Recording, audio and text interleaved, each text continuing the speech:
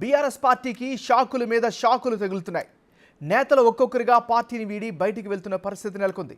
ఈ క్రమంలోనే మాజీ మంత్రి ఇంద్రకరణ్ రెడ్డి సైతం తన దారి తాను చూసుకుంటున్నారు. నేడో రేపో ఆయన కాంగ్రెస్ పార్టీలో చేరే అవకాశాలు కనిపిస్తున్నాయి.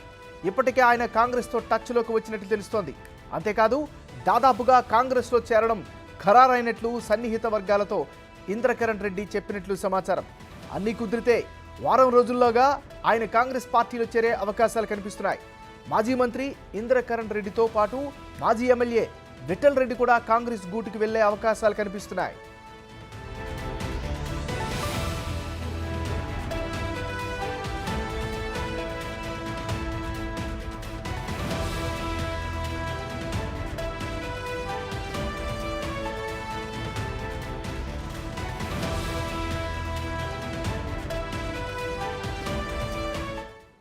రైట్గా ఇదే అంశానికి సంబంధించి మరింత తాజా సమాచారం అందించేందుకు మరి ఇప్పుడు సాయన లైవ్లో సిద్ధంగా ఉన్నారు. సాయన చెప్పండి, ఎప్పుడు ఈ చేరికలు అఫీషియల్గా తెలిసే అవకాశం ఉంది?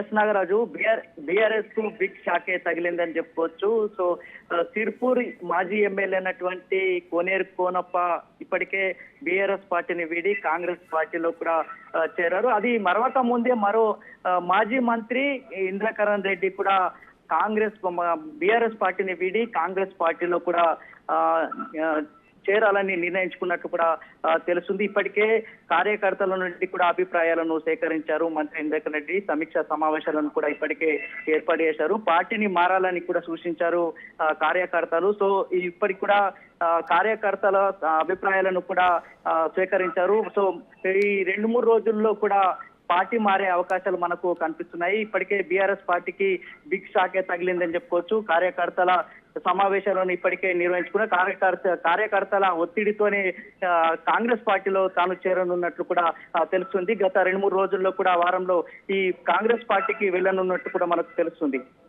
సాయన్న, వీరి చేరికలతో జిల్లాలో మరింత బీఆర్ఎస్ కి షాక్ తగిలింది కానీ భావించవచ్చా? సో బీఆర్ఎస్ పార్టీకి బిగ్ షాక్ తగిలిందని చెప్పొచ్చు. ఇప్పటికే మంత్రి ఇంద్రకరణ్ రెడ్డితో పాటు మాజీ ఎమ్మెల్యే విఠల్ రెడ్డి కూడా బీఆర్ఎస్ పార్టీని వీడనున్నట్లు కూడా మనకు కొంత సమాచారం తెలుస్తుంది. బీఆర్ఎస్ పార్టీకి బిగ్ షాకే తగులుతుందని చెప్పుకోవచ్చు. మంత్రి ఇంద్రకరణ్ రెడ్డితో పాటు అదే విధంగా విఠల్ రెడ్డి కూడా మాజీ ఎమ్మెల్యే ముదోల్ కాన్స్టిట్యూన్సీ సంబంధించిన మాజీ ఎమ్మెల్యే అయినటువంటి విఠల్ రెడ్డి కూడా కాంగ్రెస్ పార్టీలో చేరుతున్నట్లు మనకు సమాచారం తెలుస్తుంది. సో బీఆర్ఎస్ పార్టీని ఏదైతే ఉమ్మడి జిల్లా ఉందో ఉమ్మడి జిల్లాలో కూడా మంత్రి ఇంద్రకరణ్ రెడ్డితో పాటు ఎమ్మెల్యే విఠల్ రెడ్డితో పాటు జోగురామన్న కూడా వెళ్లే అవకాశాలు కూడా కనిపిస్తున్నాయన్నట్టు మనకు సమాచారం తెలుస్తుంది. సో ఓవరాల్ గా చూసుకున్నట్లయితే ఉమ్మడి ఆదిలాబాద్ జిల్లాలో బీఆర్ఎస్ పార్టీకి బిగ్ షాక్ తగ్గుతుందని చెప్పుకోవచ్చు. Nagaraju, thank you Sayanna.